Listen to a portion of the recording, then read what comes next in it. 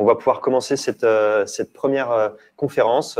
Donc, il y aura 3 conférences lors de cette première édition du Salon virtuel du Business Travel par Jean Cartier. Cette première séance sera donc sur les grandes tendances du voyage d'affaires, comment la Covid a accéléré les transformations, et elle se déroulera en 2 temps. En premier temps, présenté par les étudiants d'Escaët qui vont nous présenter les résultats de leur étude, et ensuite on aura une discussion avec des intervenants du secteur pour discuter justement des impacts de la Covid sur le voyage d'affaires. Océane, je vais te laisser commencer sur cette étude que vous avez réalisée. Merci Anthony et merci à tous d'être présents à cette conférence. Avec Christian Siofou et moi-même,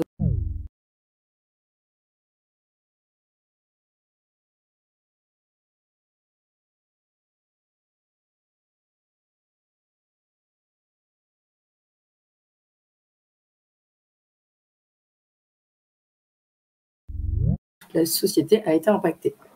En effet, notamment donc au niveau des fournisseurs comme les transporteurs, on a observé une baisse du volume moyen sur l'aérien de 90%. La SNCF, donc le secteur ferroviaire, a aussi été impacté. On a observé une chute de 42% du nombre de passagers transportés en 2020. Cela peut s'expliquer notamment car beaucoup d'utilisateurs sont effrayés par le risque sanitaire dans les transports. Kantar nous dit que 35% de ces utilisateurs le sont. Par contre, on a d'autres acteurs qui, eux, ont profité un petit peu de la crise et ont réussi à bien s'en sortir avec une progression de 3 points pour, par exemple, les loueurs de voitures. Au niveau de l'hébergement, eux aussi ont été impactés, bien évidemment, dû à des fermetures, etc. Notamment, donc, leur taux d'occupation a été seulement de 32,4% en 2020. Donc forcément, ces modifications de marché ont eu un impact sur les TMC, car le secteur et les TMC ont subi une baisse de volume de 75 à 90%.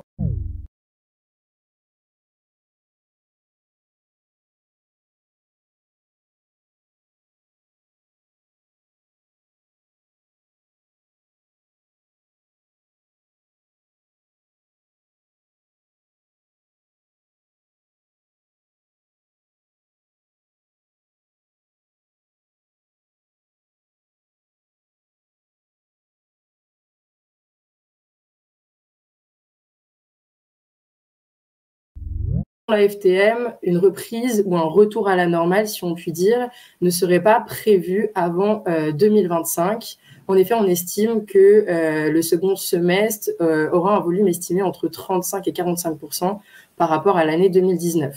Donc, il va être indispensable que tous les acteurs de la chaîne essayent d'évoluer et de faire évoluer leur stratégie.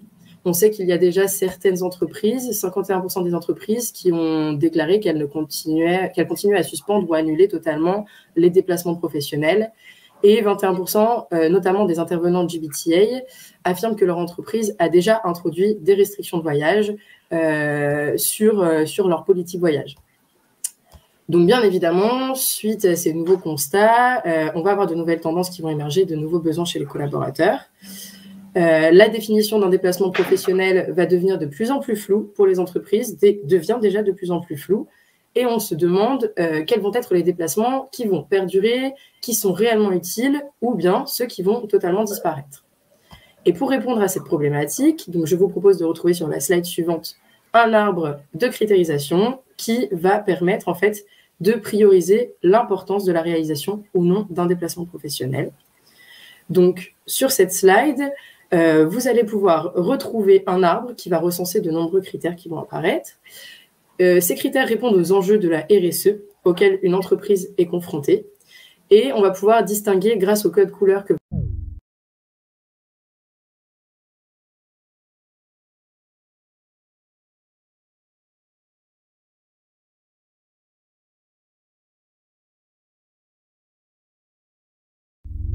de la RSE. Et donc, nous pensons que c'est en catégorisant l'importance des déplacements professionnels grâce aux 3 catégories que vous voyez en haut à droite sur le diaporama, donc le déplacement superflu, le déplacement utile ou bien le déplacement indispensable, qu'une entreprise pourra se transformer et notamment optimiser sa politique voyage. Donc, pour ce faire, les travel managers vont devoir définir une notation et une pondération, bien évidemment, pour chaque critère qui est visible sur cet arbre, en fonction de son type d'activité, par exemple, mais aussi de ses forces et faiblesses. Imaginons, on a une entreprise qui a un taux de satisfaction faible de la part de ses voyageurs et imaginons un taux de turnover élevé. Bien évidemment, cette entreprise va devoir accorder une plus grande importance et donc pondérer son arbre en fonction au pilier social. Et par exemple, il pourra utiliser le levier team building ou incentive pour améliorer du coup son score. On peut aussi prendre le critère typologie de mission qui est en haut à droite sur l'arbre. Certaines entreprises vont avoir pour obligation de se déplacer physiquement, comme un technicien Enedis qui doit réparer une ligne haute tension. Mais d'autres missions, comme la signature d'un contrat, sont considérées comme un déplacement potentiellement superflu, car maintenant, on a des solutions électroniques qui nous permettent de signer les contrats.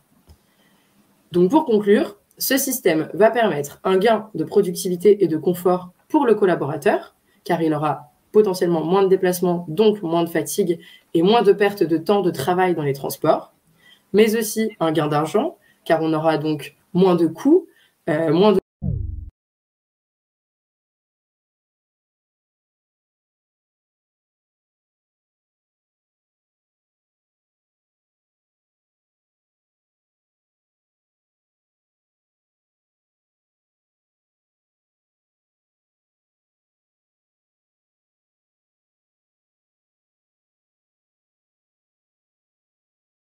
une méthodologie à suivre pour catégoriser la priorité des déplacements. Donc, sur cette slide, vous pouvez retrouver tout d'abord, voilà. En premier lieu, nous avons donc le volet analyse. Donc, si on passe la souris sur ce volet-là, on va pouvoir retrouver différents outils pour nous permettre d'analyser ce qui existe déjà, de le qualifier et de l'évaluer. Donc, on va pouvoir, par exemple, utiliser des tableaux de bord de reporting sur Excel ou encore utiliser des outils de reporting qui nous permettent de qualifier l'efficacité de la politique voyage. Aussi, il va être très important d'aller chercher des renseignements directement auprès de vos collaborateurs via notamment des sondages, des interviews, des questionnaires de satisfaction. Par la suite, une fois que vous aurez récolté toutes ces informations, les travel managers, vous allez avoir un rôle crucial dans la mise en place et la transformation des process, dans l'établissement d'un plan d'action. En effet, vous allez être chargé d'optimiser la PVE selon les retours que vous aurez eus, selon la catégorisation que vous aurez pu faire.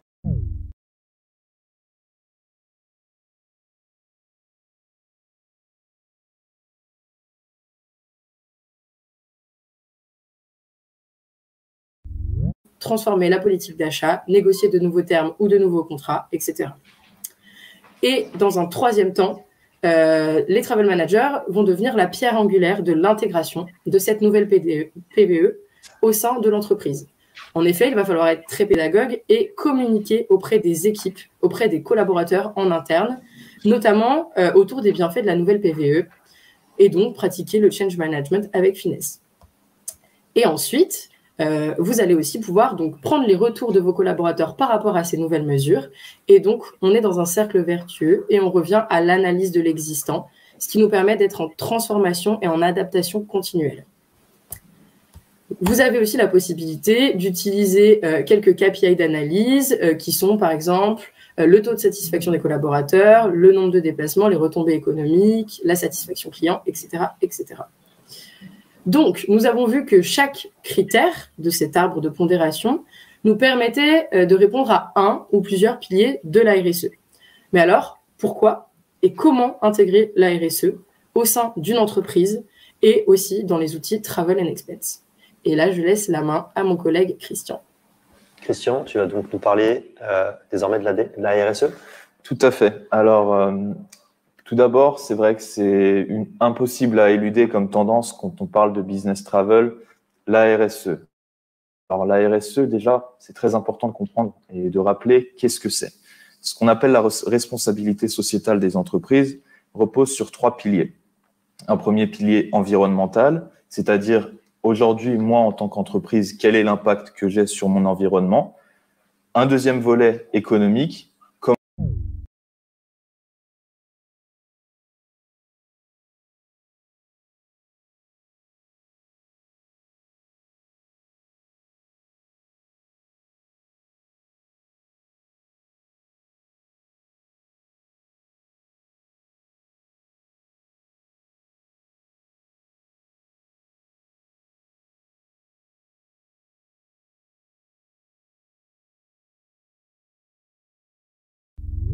une tendance nouvelle. Je suis persuadé que la plupart d'entre vous entendent parler de RSE depuis déjà de nombreuses années.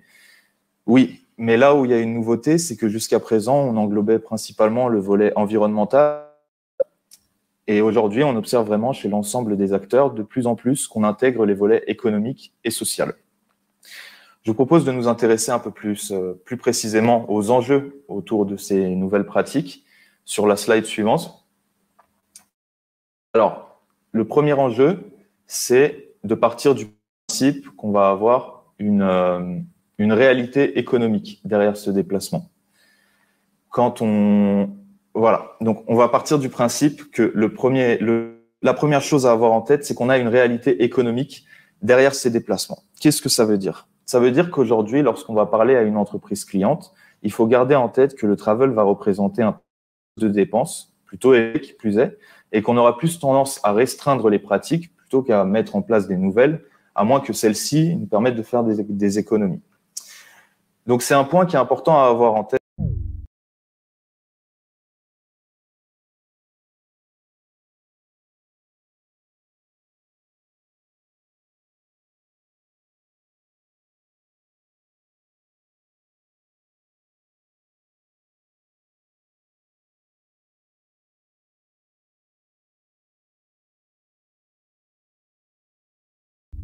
Dit green, et on a également des SBT comme The Trip qui proposent aux collaborateurs de pouvoir avoir une idée directe de l'impact qu'aura son déplacement, aussi bien d'un point de vue économique qu'environnemental. On a également un deuxième point au niveau des acteurs qui existaient déjà, qui ont pris de la maturité sur ce domaine. On peut par exemple parler de la SNCF qui intègre un calculateur d'empreinte carbone dans toutes ses fonctionnalités. Et tout ça, finalement, toutes ces nouvelles pratiques, elles répondent à un nouveau besoin chez les entreprises clientes, notamment en termes de collecte de data dans le domaine RSE pour sa gouvernance interne. D'une manière générale, on peut quand même dire que même s'il y a du mieux et une prise de conscience sur ce sujet, il y a un besoin global pour tous les acteurs du secteur de prendre encore de la maturité. Alors, moi, je vous parlais un petit peu de nouvelles pratiques. Pour parler un peu plus concrètement en termes d'exemple, on peut parler de l'entreprise Istec.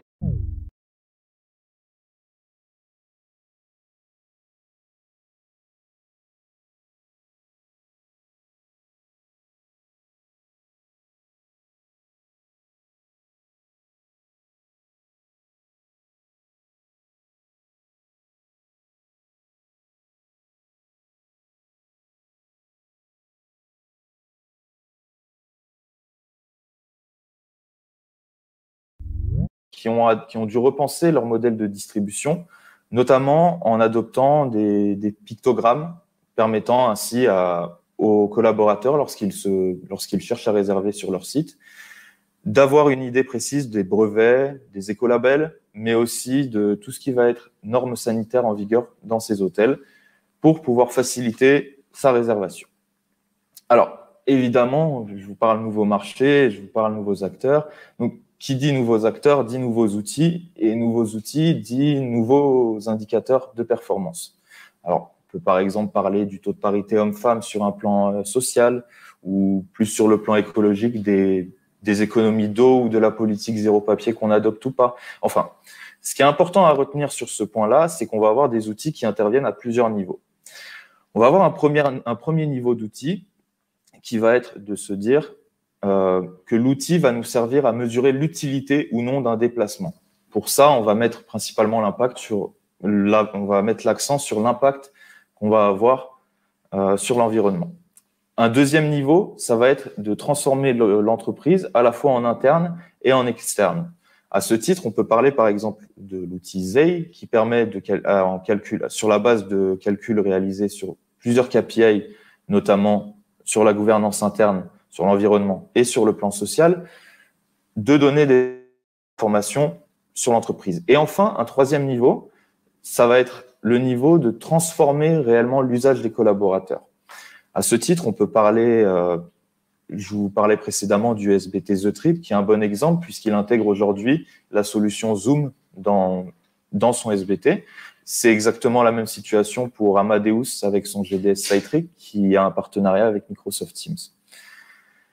Tous ces nouveaux outils, finalement, la morale de l'enjeu principal, c'est toujours dans la politique voyage de prendre l'importance de prendre en considération que la politique voyage, on a vraiment besoin qu'elle soit en constante amélioration. Alors, c'était déjà le cas, mais aujourd'hui encore plus. Quand on voit l'accélération du marché avec les nouveaux entrants, les tendances qu'on prend, c'est très important d'avoir une politique voyage qui soit en constante amélioration sur les changements à la fois de gouvernance en interne, mais également les changements à l'échelle de la société. Il ne faut pas oublier, du coup, encore plus précisément aujourd'hui, le but premier de la politique voyage, qui est d'éduquer et de sensibiliser les collaborateurs en interne aux bonnes pratiques. On en revient donc un peu à ce que présentait Océane précédemment sur le change management. Toute l'importance du change management. Exactement. Merci beaucoup, Christian. Merci, Océane. Présentation très instructive sur laquelle on va essayer de rebondir.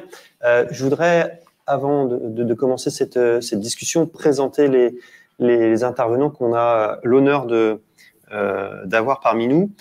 Tout d'abord, Adeline Roussel, directrice des ventes SNCF pour la région Centre-Est Rhône-Alpes, agence de voyage. Bonjour, Adeline. Bonjour. Émilie Boucard, directrice des ventes agence Air France KLM. Bonjour Émilie. Bonjour. Bonjour. Bertrand Flory, directeur des ventes Emirates France. Bonjour Bertrand. Et Shirley Rossi, je ne gratine pas le nom, account manager chez Jean Cartier, qui va nous rejoindre et prendre la place de Christian. Alors, première question que je vais vous poser à toutes et tous. Par rapport à vos observations d'un point de vue fournisseur, est-ce que l'analyse qui a été faite par les étudiants de l'ESCAET vont dans le sens de ce que vous avez vécu sur le terrain et ce que vous vivez aujourd'hui en termes de transformation? Peut-être commencer par Adeline. Oui. Alors, c'est effectivement des changements qu'on a pu, nous, observer ces 18 derniers mois.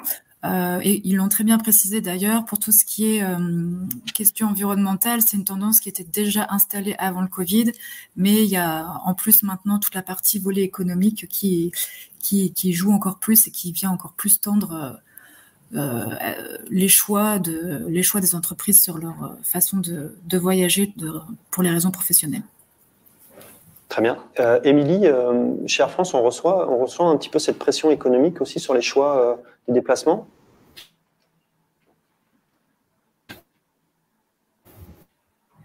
On a quelques soucis de… Alors, effectivement…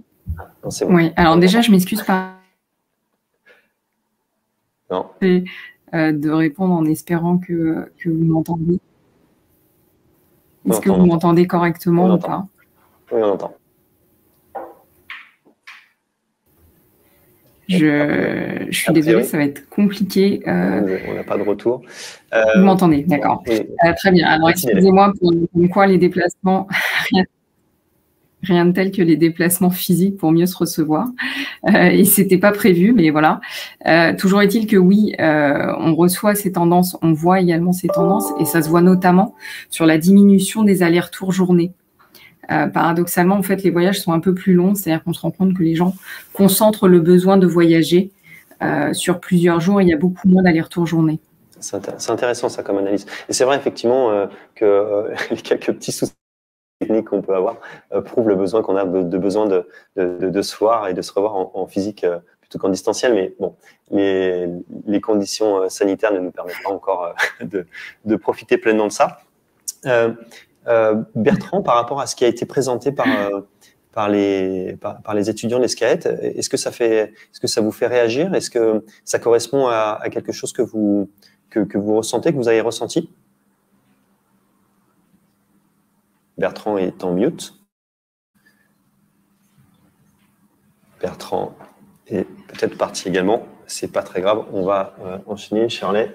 Bonjour Shirley. Bonjour. Est-ce que chez Jean Cartier, vous pouvez vous retrouver dans ce qui a été présenté aujourd'hui?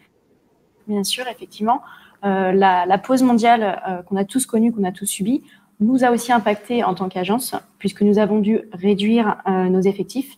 Mais ce n'est pas pour autant que l'agence s'est arrêtée de tourner. Au contraire, nos clients étant notre priorité, nous les avons accompagnés d'urgence via la gestion avec nos partenaires, notamment de tout ce qui est rapatriement, des annulations, des avoirs, et tout ça vraiment dans un climat plus qu'incertain. Et c'est vraiment précisément à ce moment-là qu'on s'est rendu compte de l'expertise de nos agents et aussi le fait de pouvoir se tourner vers son agence et de compter sur elle, tout simplement. Ouais, c'est sûr que c'est dans ces moments-là qu'on se rend compte de l'importance d'avoir une agence et d'avoir une agence compétente. Deuxième question, Adeline, comment vous avez, à la SNCF, comment vous avez réagi au fur et à mesure de cet événement, on va le dire improbable, depuis mars 2020 jusqu'à aujourd'hui, parce que ça fait déjà plus d'1 an qu'on est dans cette situation. Comment vous avez assimilé ces changements et comment vous avez adapté au fur et à mesure vos trajets, votre offre, votre dispositif? Alors, au départ, comme tous les Français, hein, c'est d'abord un choc et puis derrière, on s'adapte à la situation. Ce qui a été compliqué pour nous en tant que transporteurs, c'est tout de suite cette installation de notion de nécessité dans le déplacement. Je rappelle qu'il fallait quand même avoir une attestation de la part de son employeur pour justifier un déplacement professionnel. Tout à fait. Donc, ça réduit tout de suite le champ des possibles sur les déplacements. Du coup, chez nous, on a eu une adaptation du plan de transport, bien évidemment, et on est tombé sur des circulations historiques avec seulement 8% de nos trains quotidiens qui ont circulé pendant le confinement, le premier confinement. Et on a aussi adapté nos services en fonction des contraintes données par le gouvernement pour enrayer cette crise sanitaire. Donc, on a dû fermer, par exemple, nos salons grands voyageurs, arrêter la restauration à bord. Donc, on était vraiment sur un service réduit et en termes de trafic et en termes de services. Et puis toujours pendant ce premier confinement, donc vous aurez compris qu'il a été assez dur pour nous en production, où on a largement pâti de la situation. On a cherché comment pouvoir être utile aux Français autrement. Et donc, on a proposé durant ce confinement numéro 1 l'accompagnement des soignants en leur permettant de prendre le train de façon tout à fait gratuite pour pouvoir se redéployer dans les régions en tension médicale. Et dans un deuxième temps, vous l'aurez vu beaucoup aux informations, on a mis en place les TGV sanitaires pour pouvoir déplacer les malades du Covid d'une région en tension, notamment le Grand Est, qui était durement touché au début de la crise, vers des régions où on était un peu plus souple dans les services de réanimation. Donc voilà, tout ça c'est pour la première partie et puis est arrivé le 11 mai et le déconfinement, plein de promesses pour nous. Plein d'espoir aussi. Plein d'espoir surtout, oui, c'est ça. On a réadapté un plan de transport, on l'a fait monter en croissance jusqu'au début de l'été, où là on est revenu sur un plan de transport quasiment normal pour les départs en vacances. Donc là, oui, effectivement, il y a eu de l'espoir pour nous. Les Français étaient présents et ont voyagé durant l'été et les périodes de vacances scolaires, donc plutôt une clientèle loisir qui a répondu présente et sur l'été 2020 et sur l'été 2021. Et nous, pour permettre ce retour au train, on a bien évidemment mis en place des choses en interne pour recevoir le public dans nos gares et dans nos trains, avec le respect des gestes barrières, bien évidemment. Donc ça, c'est sur la partie loisirs. Pour la partie business travel, on note un peu moins de progression quand même. Et donc, on est aussi en train de revoir un peu sur la partie loisirs comme professionnel notre offre tarifaire. Vous l'aurez vu aussi sur la partie toutes les parties de déconfinement, puisqu'il y en a eu plusieurs. On a eu des petits prix à la SNCF et puis une hyper flexibilité des tarifs avec toute la levée des frais d'échange et remboursement jusqu'à cette semaine. où du coup, ça permettait au moins aux voyageurs de pouvoir se projeter et espérer acheter un billet et pouvoir l'annuler en dernière minute si les règles avaient évolué entre le temps de l'achat et le temps du voyage. Voilà, ça a été une politique hyper flexible. Et là, comme on rentre sur une situation un peu plus stable, on remet une politique un peu plus normée. Ce qui veut dire que cette politique-là, si jamais on retombe dans ce qu'on n'espère pas, une situation un petit peu de crise, vous serez prêt à la réactiver et à redonner des tarifs flexibles. Complètement. Enfin, tout ça, c'était la situation adaptationnelle face à la crise. Donc, si jamais on retombait sur un 4e confinement, oui, c'est des choses qui pourraient être mises en place, bien évidemment. Donc on voit bien la volonté d'essayer de rassurer le collaborateur. Côté Air France, Émilie, quelle solution vous avez mis en place justement pour rassurer le voyageur dans son ensemble et plus particulièrement le voyageur d'affaires?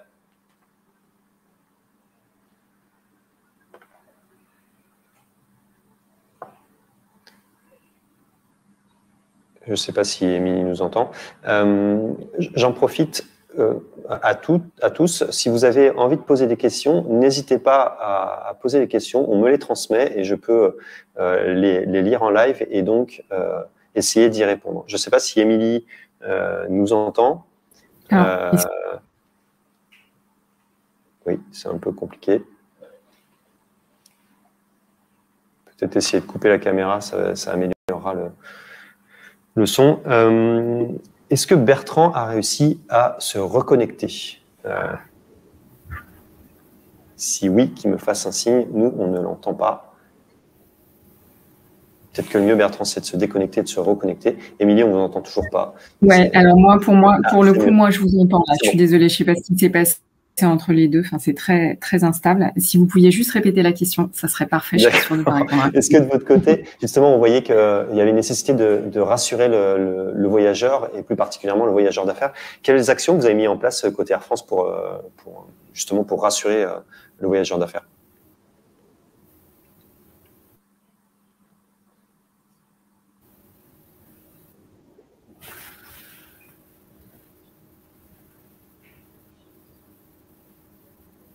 Non, décidément, ça ne veut pas. Là, je vous ai. Je vous laisse répondre. Alors, et je suis désolée pour effectivement les aléas du direct à distance. Alors, effectivement, comment on a rassuré des gens? On a été extrêmement présents depuis le début de la crise. On a beaucoup entendu parler de nous. Alors, heureusement pour les bonnes raisons, c'est pas toujours le cas, donc je le précise. On avait rapatrié à l'époque toutes les personnes qui étaient bloquées, 250 000 personnes. À l'époque, on a été une des seules compagnies que je vais appeler propre entre guillemets, qui a fait son travail, qui a remboursé les billets quand il y a eu des problèmes au début. Et puis, on s'est assuré également d'avoir toujours une offre de vol sur quasi l'ensemble de notre réseau, y compris dans le dur de la crise. Donc, on a tout pour les besoins de nos voyageurs d'affaires, pour les rassurer, pour être à leur côté. Et puis après, il y a eu c'était la création du label Air France, communiqué sur le fait que la qualité de l'air dans une cabine d'avion était la même que celle d'un bloc opératoire. Donc ça, à l'époque, c'était une phrase assez au point, qui est toujours valable aujourd'hui. Et puis, il y a également l'ensemble des mesures de flexibilité, puisqu'on est totalement flexible en termes d'achat, remboursement, échange, etc. Ainsi que dans Air France Protect, le 3e pilier, c'est la partie information. Parce qu'il faut reconnaître que, je dirais, main dans la main avec le TMC, avec l'agence de voyage, on est là pour rassurer le client sur où est-ce qu'il peut voyager, où est-ce qu'il ne peut pas voyager. Il faut reconnaître que c'est d'une complexité assez importante. Et donc, tout ça, c'est le dispositif qu'on a mis.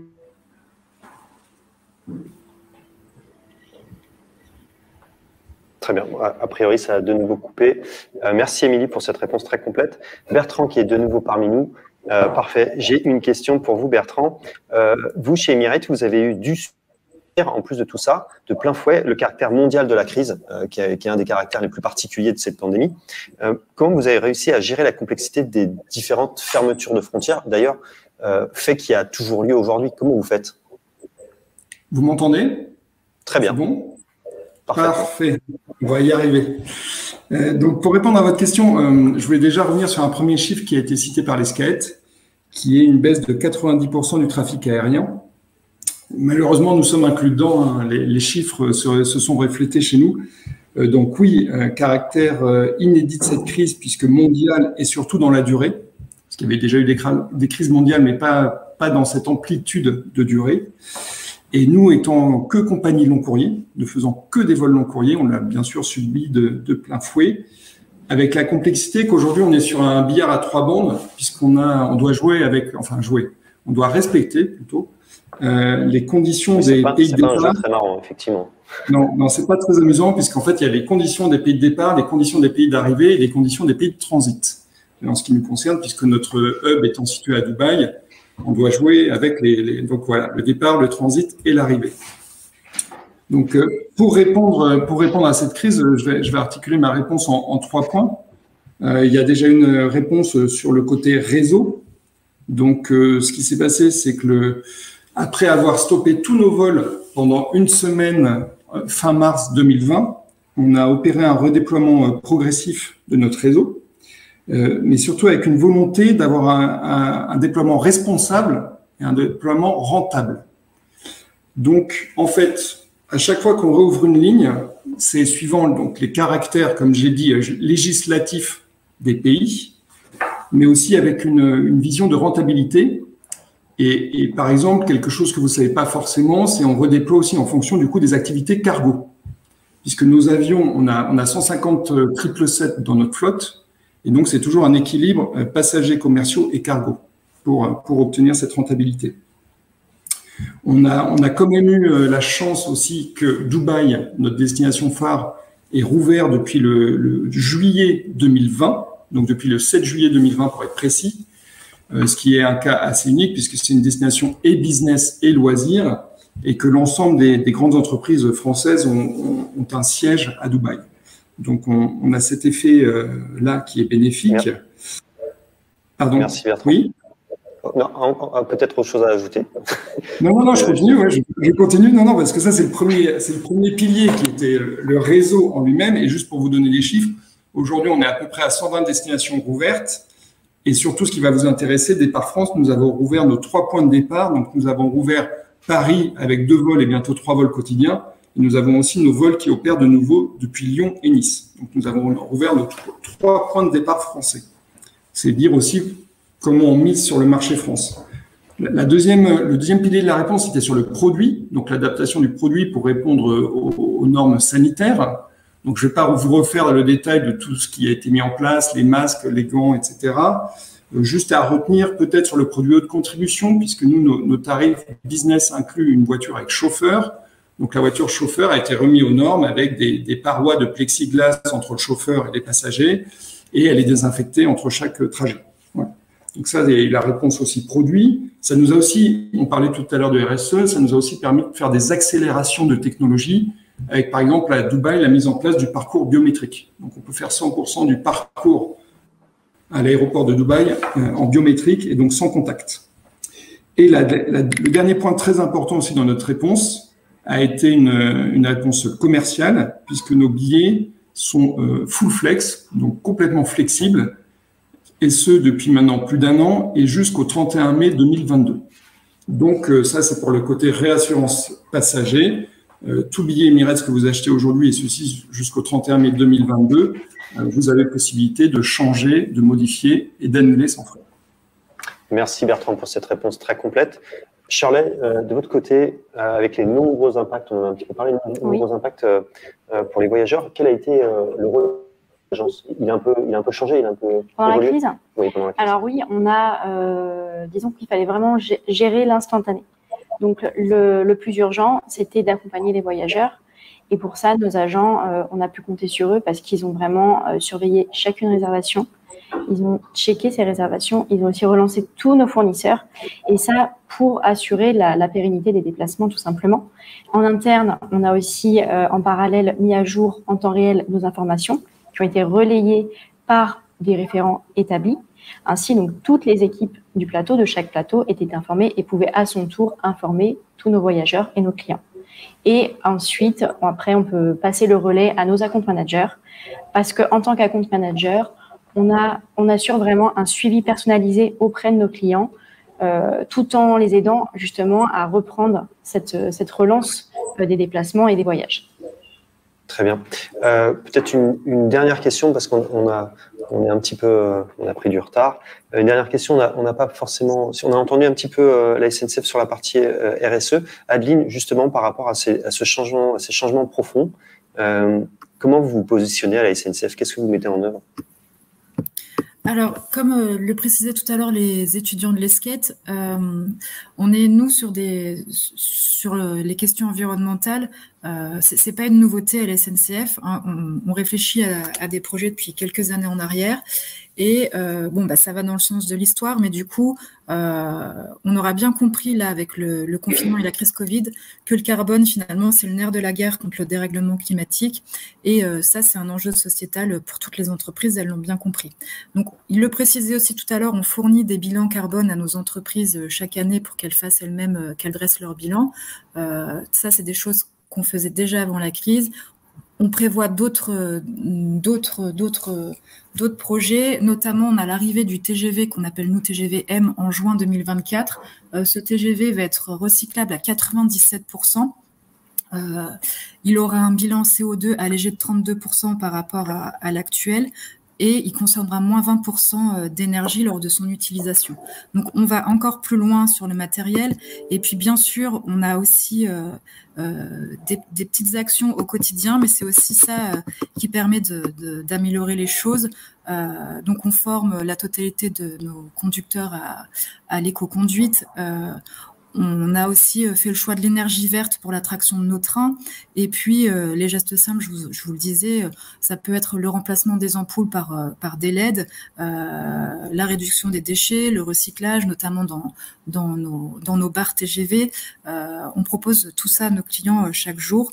On essaie de continuer à baisser l'empreinte carbone de chacun de nos clients et on veut aller encore plus loin. Merci beaucoup, Adeline. Il nous reste quelques minutes avant de conclure parce qu'on va enchaîner avec une autre conférence. Émilie, Bertrand, est-ce que vous souhaitez ajouter quelque chose d'important par rapport à la discussion qu'on a eue aujourd'hui? Moi, je voudrais rester sur… Bertrand. Je voulais juste rester sur une note d'optimisme et que le voyage continuera quand même. Donc, on aura tous notre raison d'être dans l'écosystème. Il a été dit qu'il y avait 70% des personnes qui voulaient continuer à télétravailler, mais c'est pas incompatible avec le voyage pour autant. Tout à fait. D'autres sondages montrent bien qu'au contraire, que justement 70% des gens aussi, même chiffre, souhaitent revoyager, et ce que ce soit loisir ou affaires. Donc tous les sondages le démontrent, les personnes souhaitent revoyager, et il y a un besoin de voyage de toute façon pour l'économie des entreprises. Effectivement, c'est bien terminé voilà, sur cette note d'optimisme.